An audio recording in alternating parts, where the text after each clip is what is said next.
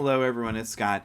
Wizards of the Coast unleashed a volley of cards on us today, over 60 to look at today.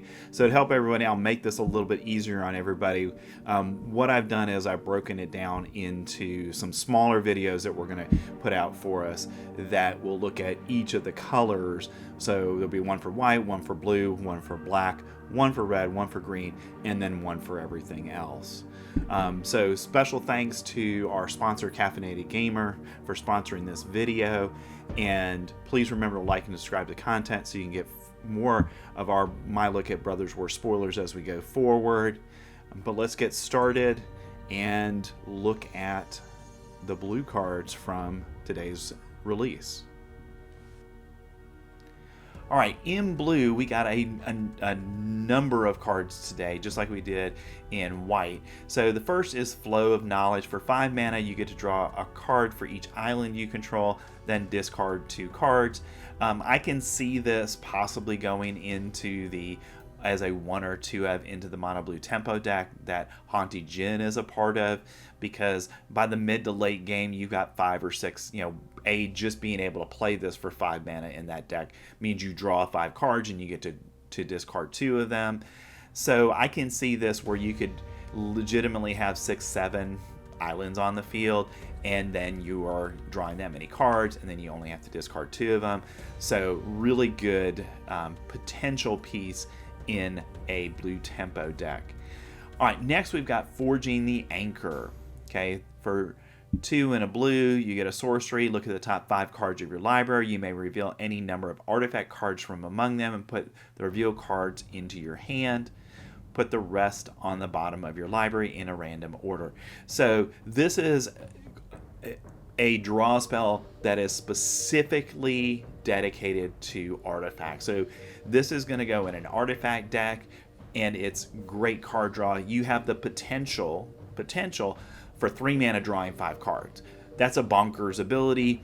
At that rate, probably you won't draw that many often, and there's also that possibility of whiffing on looking at the top 5 cards of your library and not getting any artifacts. So I think this is going to have to go into a dedicated artifact deck where almost every card in your deck is an artifact of some kind, whether it's an artifact creature or an artifact itself. It's going to have to go into something like that to be successful, but I think it's very playable in that kind of deck. Next we have Falagi Archaeologist and Latnam Adept.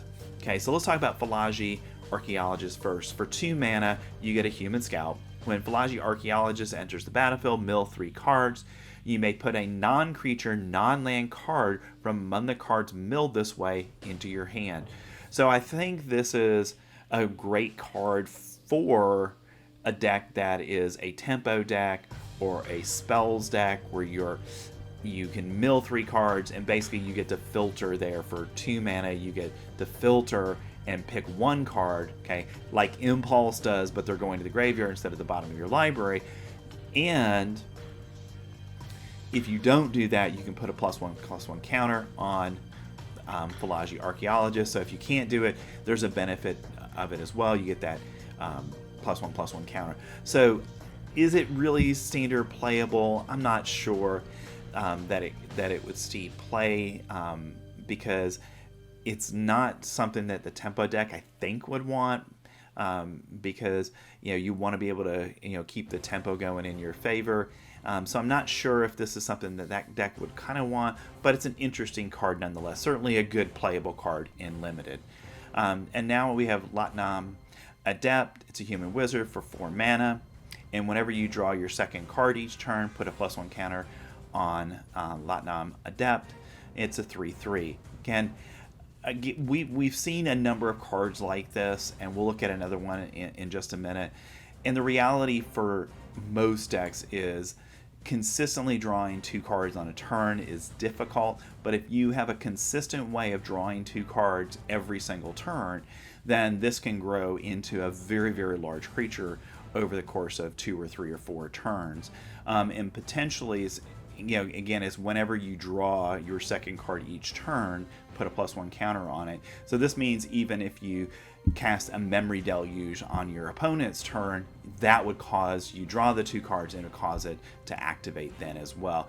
So I don't see it seeing a lot of standard play, but it has the potential in the right kind of deck where you're putting a lot of creatures that want you to draw 2 cards a turn in the deck to grow them into a pretty big fighting force. So we'll have to see if something forms around that ability.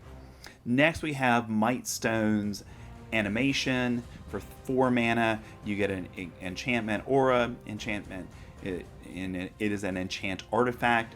When Mishra's Animation enters the battlefield, draw a card. So 3 mana, draw 4 mana, draw a card. An enchanted artifact is a creature with base power and toughness for 4 in addition to its other types.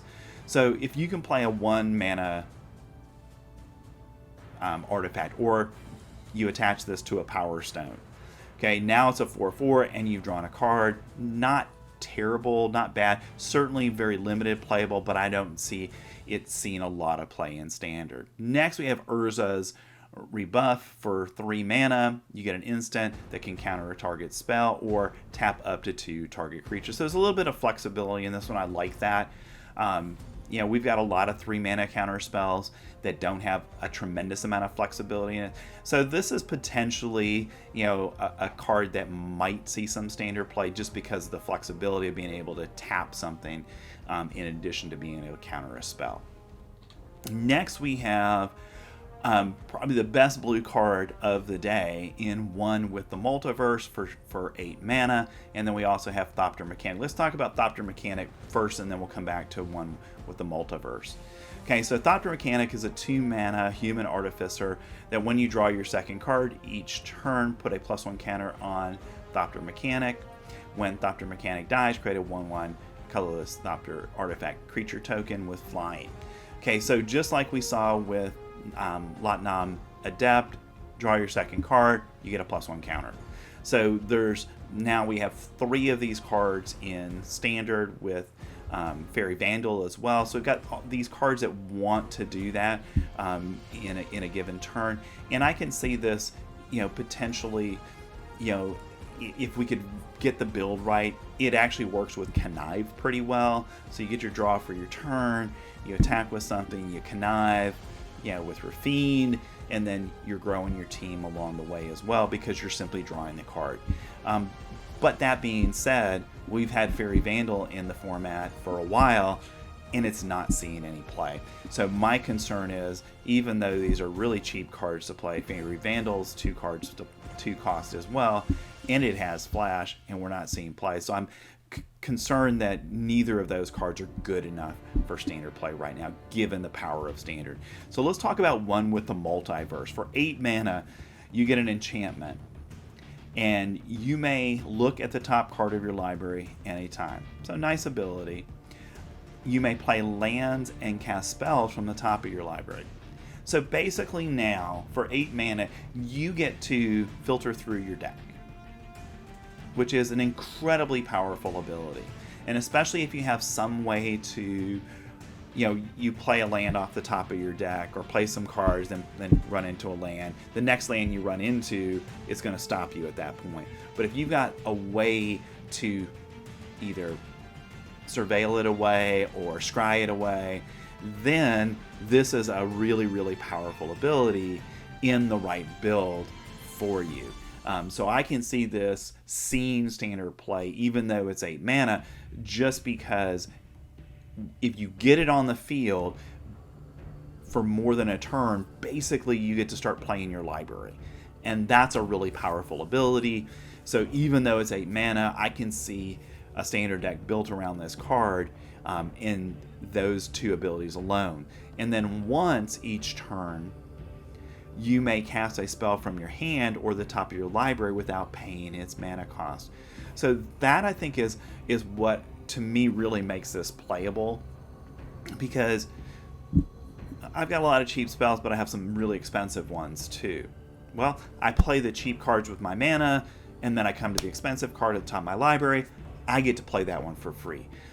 So I think this is a no-brainer. This is a very powerful card. It's gonna see standard play. Also, this is a card that is going to be great in Commander because basically you get to play your library. And Commander has so much mana available to people that this is going to be a can't miss card in Commander. All right, so that's our quick look at blue. Lots of good cards. The